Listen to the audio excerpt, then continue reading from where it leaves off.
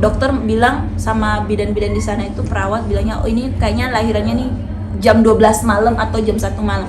Ternyata jam 1 siang dia lahirnya. Jadi berapa jam tuh? Ya lumayan ya say nunggunya ya. Halo guys, selamat datang di channel @apokalips11. Jangan lupa subscribe ya. Oke, kita gas langsung dengan wawancara Evi Masamba. Kita akan lihat bagaimana perjuangan dia melahirkan. Oke, tanpa panjang lebar. Jangan di skip ya, biar nggak salah paham. Oke, kita langsung gas. Gue satu kali ngeden doang. Jadi Evi kontraksinya itu pas di kamar bersalin, masya Allah ya, dikasih kelancaran, walaupun ya namanya orang lahiran ya kita pasti menunggunya lumayan. Jadi Evi tuh di tanggal 22 hari apa ya, kalau nggak salah hari Sabtu apa ya, tanggal 22 hari Jumat itu kan Evi sebenarnya ada olahraga untuk ibu hamil, dan ternyata pas ke rumah sakit ternyata Evi sudah pembukaan 2, tapi aku gak ngerasain sakit walaupun ya sakit kayak kontraksi palsu kan. Ternyata Evi pembukaan 2 dan akhirnya disuruhlah untuk menginap di rumah sakit, dan dokter bilang sama bidan-bidan di sana itu, perawat bilangnya, oh ini kayaknya lahirannya nih jam 12 malam atau jam 1 malam. Ternyata jam 1 siang dia lahirnya. Jadi berapa jam tuh? Ya lumayan ya say nunggunya ya. Dan kemarin pas lahiran juga itu sempat dibantu menggunakan vakum.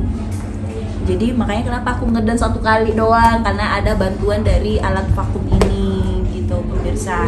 Biar maksudnya enggak terlalu capek untuk ngedennya, sehingga dibantu dokter sampai ngomong mau dibantu vakum atau di ngeden sendiri katanya. Ya udah aku pilih dibantu pakai vakum, dan alhamdulillah 1 kali ngeden langsung keluar bayinya guys. Ya dia sudah langsung berdendang ria di kamar bersalin. Luar biasa kayak gitu. Itu sih proses persalinnya Evi. Tapi dari Kak Evi sendiri emang saat itu posisi fisiknya lagi kurang fit atau gimana?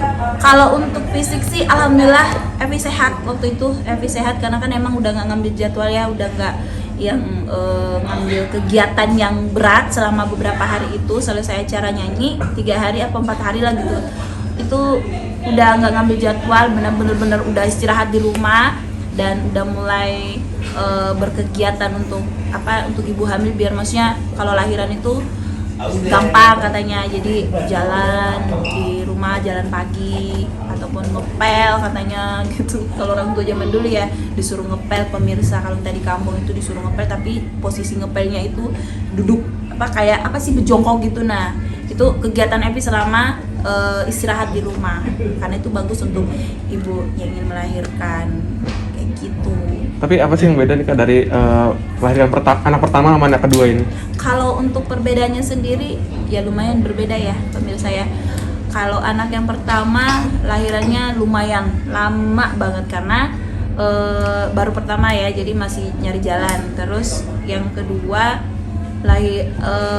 berat badannya 2,4 untuk anak pertama, dan nggak ngerasain apapun sama sekali yang untuk anak pertama. Evi itu nggak ngidam, nggak yang mual-mual. Tetapi anak kedua ini benar-benar yang ekstra hati-hati banget, ekstra yang benar-benar jangan sampai keguguran lagi, karena kan sempat keguguran yang kedua, ini yang ketiga lagi. Alhamdulillah bisa mempertahankan, bisa diberi kepercayaan sama Allah untuk melahirkan anak Evi secara sehat dan normal.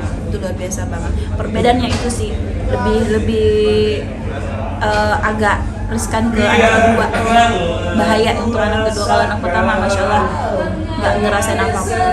Tanggapan suami sendiri kan dari proses kehamilan sampai proses kelahiran ini banyak problem gitu ya Kak di anak kedua. Nah gimana tanggapannya, apakah dia lebih posesif gimana gitu?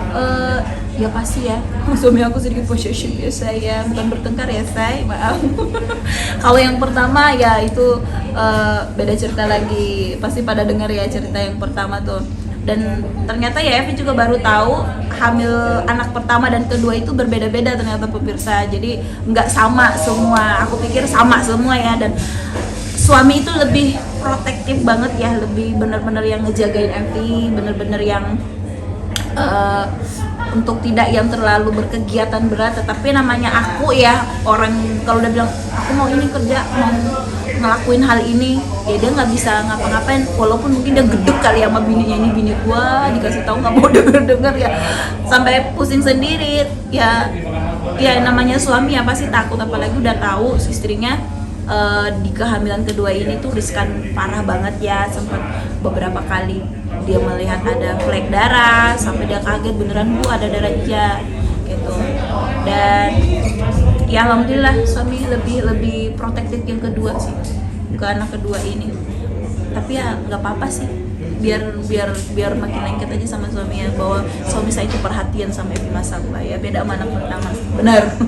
Tapi untuk anak pertamanya itu ada kayak rasa cemburu nggak sih? Kan selalu udah punya adik nih. Nah, anak aku, wah jangan sedih, suka caper dia guys ya, dia cari perhatian, terus suka yang apa ya, ketika adiknya lahir 5 hari sebelum lahir nih, aku ceritain 5 hari sebelum lahir, anak aku tuh udah mulai berbeda tingkahnya. Anak pertama Evi, dia tuh benar-benar, bayangin aja di depan pintu, yang pintu kamar udah mau masuk nih, dia harus dijemput di depan pintu itu.